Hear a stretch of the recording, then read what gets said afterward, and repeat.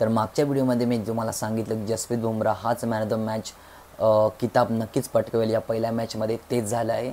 तर तुम्ही पाहतात मॅड मराठी. तर इंडियाने ऑस्ट्रेलियाला 295 रन्सने हरवलं आहे, तेही पहिल्या BGTच्या मॅचमध्ये, म्हणजे बॉर्डर गावस्कर ट्रॉफीच्या पहिल्या टेस्ट मॅचमध्ये पर्थमध्ये. तर खूप चांगली अशी भारताची सुरुवात झाली आहे. सुरुवातीला म्हणजे पहिल्या इनिंगमध्ये भारत 150 रन्सवर ऑल आऊट झालेली, परंतु बुमराहच्या 5 विकेट हॉल्डमुळे ऑस्ट्रेलिया ही 104 रन्सवर ऑल आऊट झाली.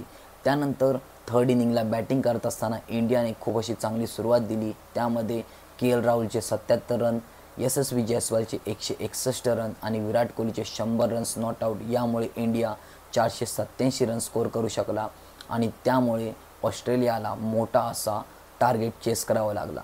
त्यासाठी ऑस्ट्रेलियाला 535 रनचा टार्गेट चेस करत असताना खूप अशी खराब सुरुवात झाली ऑस्ट्रेलियाची. त्यामध्ये मोहम्मद सिराज आणि जसप्रीत बुमराह यांनी प्रत्येकी 3-3 विकेट घेतले आणि वॉशिंग्टन सुंदरचे 2 विकेट, प्रत्येकी 1-1 विकेट नितेश कुमार रेड्डी आणि हर्षित राणाने घेतले आणि ऑस्ट्रेलियाला 238 रन्सवर ऑल आऊट झाली.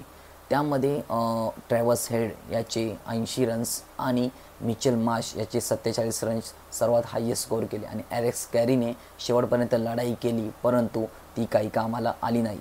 तर नक्कीच हाच फॉर्म परत ऑस्ट्रेलियासोबत इंडियाने कंटिन्यू केला पाहिजे. जसप्रीत बुमराहने घेतलेल्या 8 विकेटमुळे त्याला मॅन ऑफ द मॅच भेटला आहे. रोहित शर्मा आता सेकंड मॅचपासून तुम्हाला इथे कॅप्टनशिप करताना पाहायला भेटेल आणि सध्या आपली दुसरी मॅच ही 6 डिसेंबरला चालू होणार आहे. ती पिंक बॉलची मॅच असणार आहे. त्या अगोदर 30 तारखेला एक प्रॅक्टिस मॅच होणार आहे, तेही पाहायला मजा येईल.